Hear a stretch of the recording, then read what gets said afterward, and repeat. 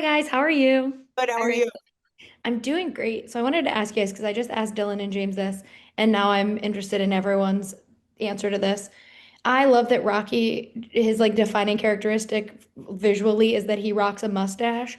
So I wanted to ask you guys, if you had a twin, what do you hope their like defining look that differentiated them from you would be?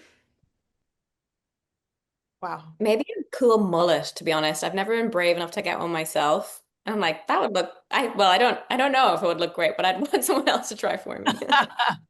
That's a good point. Is just like have them do the things you're not sure would work out. Mhm. The risky things. Yeah.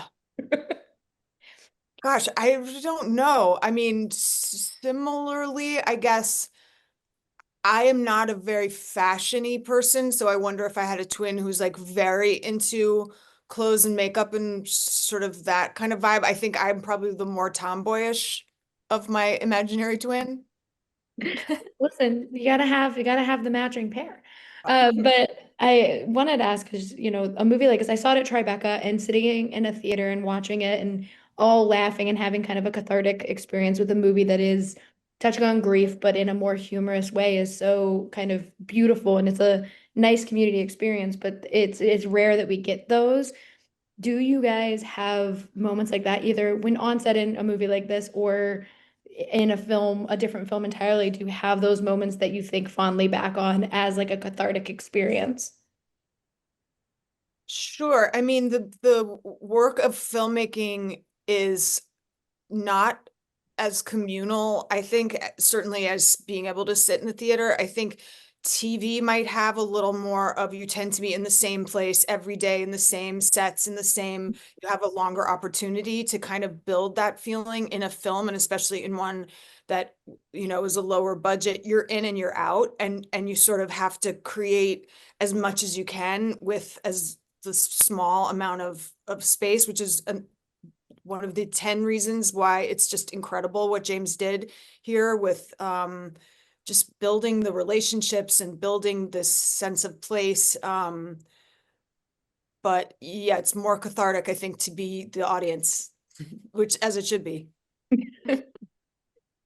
Well, yeah, and for our last question, I just want to ask you both, I always like to ask actors when you're putting a project out in the world, especially a movie that is, a standalone project, what for you is the most exciting part about being here and getting to talk about it and then sending it off for audiences to enjoy and unpack for themselves?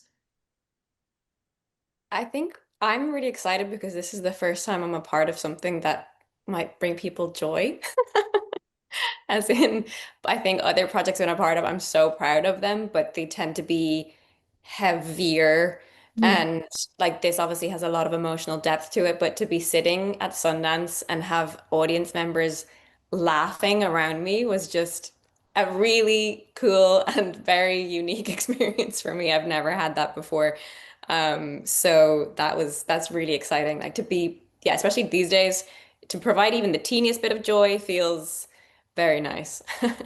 And to have read something that then is this is the best version of itself, that nothing got in the way, that it sold, that is going to theaters, that, the work in it is just so beautiful. Like it just came out really well. And that's what you hope when you read something as powerful as this. So I'm just really happy for us all.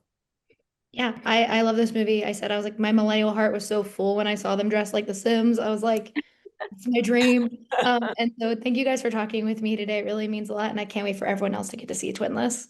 Thank you so much. Thank you guys. Have a great one. Hello. So to start, I saw this at Tribeca, and it Oh, was cool. so fun getting to get to see it with an audience because I think, with grief movies especially, we don't let them be funny. Hmm. And I love how funny this was, and it felt cathartic to be in a room like that, all laughing. So I wanted to ask you guys, have you ever kind of either had that experience when you're on set for this or another movie where you're laughing at something that is just a cathartic kind of feeling, whether it's a movie about grief or whatever it may be? Hmm. Well, I laugh a lot while working all the time, and but I will say, like, yeah, I mean, when we had our the emotional moments on this movie, the tenor on set certainly shifted. Certainly, I mean, it and and we had an incredible crew who was so like invested and with us on it. That the way they behaved too that night, it was just like so respectful, down to just even just like the, the regular kind of day to day of the chatting, and it was very like serene, and the space was very preserved for a very vulnerable, things that we were needing to tap into. I think Dylan and I are both unserious people who take the work seriously. So I'd say overall the vibes on set were pretty lighthearted. Well, yeah, and I love just like it felt such like a millennial movie. Like the minute you guys showed up as Sims, I was like, perfect. Like, yes, this is a dream situation for me. And so I wanted to ask you guys, what like for you was the like those little moments that just feel like, I'm sure other people get them, but like millennials are like, no, I used to just kill people in swimming pools for the fun of it. What for you guys was like the most fun little kind of like nod to not just millennials, but just like some weird thing that we all kind of collectively connected over? I mean, Sims was fun. That was a big I haven't thought about this millennial thing actually, but Sims was fun, especially because that was one of the things that was newer, based on sort of like a rights situation. Right. So we had fun kind of rewriting the dialogue for that, and kind of tapping into both of our experiences with the game, what we remember from it, and so that's like how Roman's little spiel comes about. So that was a memory for me. That was a blast. I mean, I'd say one theme that we're exploring through the solace and grieving of Roman's character is sort of the nostalgia and reconstruction of his childhood. So there were like these cultural touchstones from the Olsens to the Pop-Tart to the Sims, of trying to experience maybe some memories of his that were in years that he looks back on fondly and is trying to reconnect to as part of his process of healing. Yeah, and for the last quick thing I do want to ask, I love that like the one of the main differences between Rocky and Roman is Rocky's rocking a mustache. And so if you guys, like if you had a twin and you were like, yeah, this is what my twin would look like, what defining like look do you think your twin would have? Ooh. I was just talking about this. I during the pandemic was rocking long hair, and I don't think it totally worked for my bone structure. So I guess I wish I had a fraternal twin with different bone structure who could rock the long hair. That's good. That's good. Yeah. I picture I would like to see me taller and more slender. I remember that was even my goal with Rocky, but I don't even know. Remember I was always like, yes, an inch taller. I'm like, I don't, what do you want me to put higher shoes on you? Yeah, we didn't even do it. Slightly lifted. Yeah, I tried to achieve it with my frame, but I don't even know. You did change your posture. Yeah.